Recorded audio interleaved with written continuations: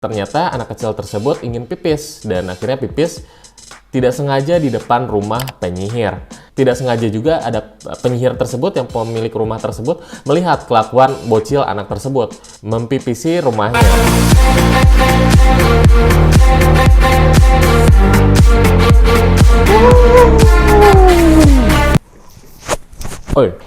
Oke guys, balik lagi bersama saya di Ahmad Serious. Gimana kabar semuanya? Mudah-mudahan kalian baik-baik saja ya. Kali ini gue bakal mau ceritakan tempat wisata yang pernah gue datengin.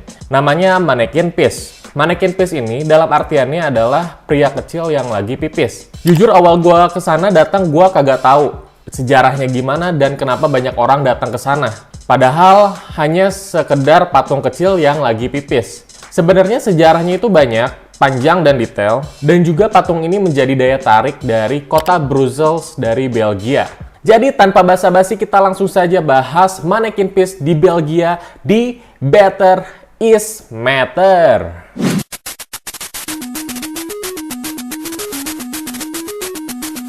Oke guys, buat teman-teman yang pernah jalan-jalan ke Belgia, mungkin kalian udah tahu Mannequin Pis itu apa ya. Jadi, Mannequin Pis ini adalah suatu patung anak kecil yang sedang lagi pipis. Berukuran 50 cm dan terletak di kota Brussels, Belgia. Mannequin Pis ini juga memiliki nama lain dalam bahasa Prancis yaitu Petit Julien dan dalam bahasa Belanda Julianske. Oke, langsung aja kita bahas tentang asal-usul Mannequin Pis-nya itu sendiri. Sebenarnya ada beberapa cerita legenda yang diceritakan oleh Mannequin Pis ini. Jadi banyak banget versinya. Yang pertama gua bakal bahas tentang teori bocil yang ngepipisin tentara musuh.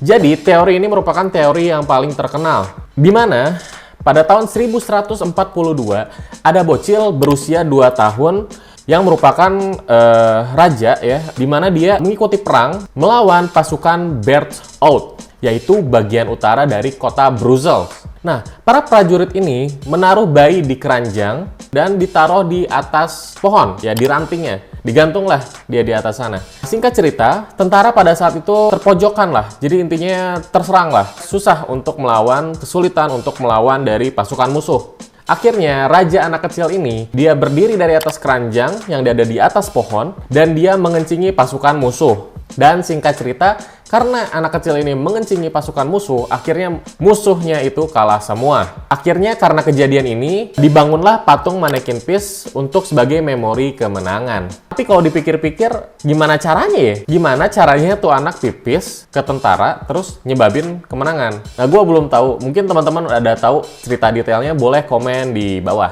Oke, selanjutnya adalah teori matiin bahan peledak. Pada abad ke-14, jadi saat itu kota Brussels sedang diserang. Karena musuh dari luar ini mau menyerang ke dalam Brussels, tapi ditutupi oleh tembok, akhirnya pasukan musuh beride untuk melakukan pengeboman untuk tembok tersebut. Terus, di satu sisi, ternyata ada anak-anak yang sedang memata-matai mereka, yang bernama Julianske. Nah, pada akhirnya saat musuh sedang membakar sekering dari bomnya itu, kayak semacam talinya lah ya, tali untuk bahan peledak, bocil ini dia mematikan dari sekering tersebut yang ada apinya. Jadi matilah sekeringnya. Dan akhirnya bom pun tidak jadi meledak dan akhirnya pertempuran dimenangin oleh Brussels. Itu cerita teori bocil matiin bahan peledak. Oke, selanjutnya yang ketiga, teori anak hilang. Jadi saat itu ada ibu-ibu yang sedang berbelanja di Brussels. Nah, tiba-tiba anaknya hilang dan akhirnya ibu-ibu itu kan bilang ke semua masyarakat yang ia temuin, ayo cepat cariin anak saya, cepat cariin anak saya.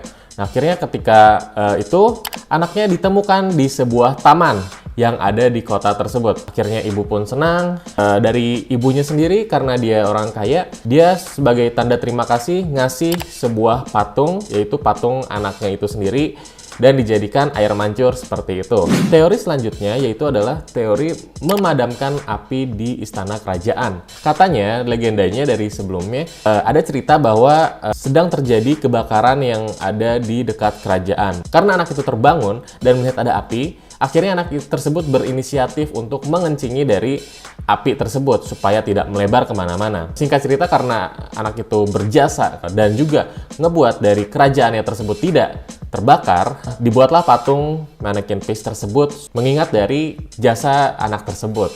Dan yang terakhir yaitu teori dikutuk penyihir. Jadi pada saat itu ada anak kecil yang sedang berjalan bersama ibunya. Entah kemana anak kecilnya, ternyata anak kecil tersebut ingin pipis dan akhirnya pipis tidak sengaja di depan rumah penyihir. Tidak sengaja juga ada penyihir tersebut, yang pemilik rumah tersebut, melihat kelakuan bocil anak tersebut, mempipisi rumahnya. Tidak terima dengan kelakuan dari anak tersebut, akhirnya bocil ini akhirnya disihir menjadi patung Mannequin Peace. Yaitu cerita-cerita legenda yang diceritakan dari warga masyarakat sekitar. Kalau ngeliat dari asal-usul patungnya itu sendiri, sebenarnya patung itu secara nggak langsung pada tahun 1451-1452, air mancur patung tersebut berfungsi untuk sebagai air minum dari masyarakat sekitar. Dulunya juga air mancur tersebut ditaruhnya di pinggir jalan, sampai akhirnya saat ini ditaruh di sudut gedung-gedung.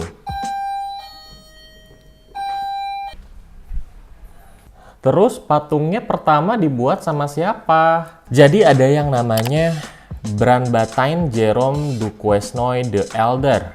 Orang berkebangsaan Brabant, daerah yang dulunya daerah Belanda, tapi sekarang udah jadi bagian negara Belgia. Jadi itu dibuat patungnya pada tahun 1618 sampai 1619. Terus lokasinya di mana? Untuk lokasinya juga, Mannequin Peace ini berada dekat di 5 menit dari Grand Palace. Alun-alunnya kota dari Brussels. Terus patungnya aman nggak? Oke. Jadi sebenarnya Mannequin Peace ini juga udah pernah berulang kali dicuri. Mengingat pentingnya patung itu bagi warga Brussels, banyak angkatan bersenjata yang mencoba mencuri patung itu bertahun-tahun. Patung ini juga pernah selamat dari pemboman tanpa kerusakan pada tahun 1695 oleh tentara Prancis. Patung tersebut juga dikabarkan pernah hilang pada tahun 1745. Dan ditemukan di kota Flemish, yaitu negara Prancis. Akhirnya karena sudah ditemukan di kota Flemish, Prancis, warga Brussels memberikan hadiah yaitu patung yang serupa juga, namun duplikatnya untuk kota Flemish tersebut. Pernah juga di tahun 1747, ada orang Prancis yang mencoba melakukan pencurian patung tersebut. Dan akhirnya warga Brussels marahlah. Dia bakal balas dendam kepada orang Prancis tersebut dan akan melakukan pertempuran berdarah untuk sebuah patung Brussels ini. Tetapi Raja Prancis pada saat itu, Louis XV, meminta maaf kepada warga Brussels dan memberikan patung Mannequin Peace ini hadiah berupa gaun yang terbuat dari emas, pedang, dan juga salib Saint Louis pada saat itu. Dan akhirnya tidak terjadilah peperangan berdarah tersebut karena pencurian patung. Patung ini juga pernah dicuri pada tahun 1817 oleh Antoine Licas, yaitu seorang mantan narapidana. Pada saat itu pelaku tertangkap dan dihukum berat dan dipaksa untuk kerja paksa seumur hidup. Pada saat itu patung pun oleh narapidana ini dicuri. Selain dicuri juga dipecah menjadi 11 bagian. Akhirnya warga Brussels mau nggak mau meminta tukang las khusus untuk menyatukan patung tersebut. Patung akhirnya karena banyak yang mencuri, kasus dihancurkan, vandalisme. Pada tahun 1851 patung ini dikasih pagar dan diamankan. Dan versi terakhirnya yaitu tahun 1851, di mana orang-orang sebelumnya bisa mengakses dari air tersebut menjadi nggak bisa. Dan diubah fungsikan menjadi hanya untuk dekoratif dan hanya sebagai simbolis dari kota Brussels. Patung yang ada saat ini hanya replika dari tahun 1965 dan yang aslinya tentunya disimpan di Museum Kota Brussels. Takut-takut nih ada yang jahil atau yang curi atau yang vandalisme lagi, kita nggak tahu kan. Tapi kenapa patungnya didandan dan punya banyak baju ya? Oke, patung Mannequin Peace ini memiliki 1000 kostum baju yang berbeda-beda. Nah, pencetusnya pada awal tahun 1968, di mana saat itu gubernur pada saat itu memberikan baju untuk Mannequin Peace ini. Dan sekarang koleksinya udah sampai 1000 baju. Kostum-kostumnya juga udah banyak dari berbagai dunia. Biasanya dari presiden yang berdatang ke kota Brussels, seperti baju-baju daerah, baju matador ala Spanyol, dan juga artis pun juga ada, seperti artis Elvis. Baju adat Indonesia juga pernah dipakaikan di Mannequin Peace ini. Bangga dong. Nah, Jadi baju yang dipakai adalah baju adat Lampung yang diberikan oleh Dubes RI pada tahun 2008 pada saat itu untuk melaksanakan kampanye dari Visit Indonesia 2008 supaya warga-warga asing nih datang ke Indonesia buat menikmati liburan-liburan di Indonesia. Keren nggak tuh? Terus esensinya apa sih datang ke sana? Ngapain sih ke sana? Kayak nggak penting aja. Hey Groot! Jadi kita datang ke sana itu seperti kayak landmarknya dari kota Brussels. Ya kayak seperti Jakarta lah. Jakarta landmarknya punya Monas.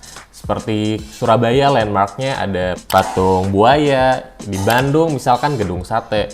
Nah setiap kota pasti memiliki landmark sendiri dan pasti orang pengen foto dong di situ. Ada wisata kulinernya, ada kravel juga. Nah itu kan nikmat-nikmat tuh. Kalian boleh coba untuk makanan-makanan yang ada di Belgia. Terus katanya ada ya kembaran dari Mannequin Peace ini. Jawabannya ada. Jadi sebenarnya ada dua patung lagi nih. Yang pertama patung cewek, namanya Jeanneke Peace. Tapi sayangnya ini patung nggak seterkenal Mannequin Peace lah. Sama satu lagi ada patung anjing bernama Hetzineke. Dimana patung anjing ini dia ada di pinggir jalan dan sedang posisinya tuh patung yang sedang pipis anjingnya seperti itu, tapi nggak ada air mancurnya ya. Dan patung anjing ini juga nggak seterkenal dari Mannequin Peace gitu. Oke guys, mungkin itu aja sejarah-sejarah singkat yang gue ceritain mengenai patung Mannequin Peace, kenapa dia terkenal banget, dan juga ada beberapa sumber yang mengatakan seperti apa. Kalau gue ada salah, ada yang perlu dikoreksi, ada yang mau ditambahin, boleh banget komen di bawah. Mungkin itu aja dari gue, mudah-mudahan kalian suka dengan konten ini. Kalau kalian ada request, boleh komen di bawah juga. Terima kasih buat teman-teman semuanya yang sudah dukung channel ini. Sampai jumpa. See you on my next video. Sampai jumpa.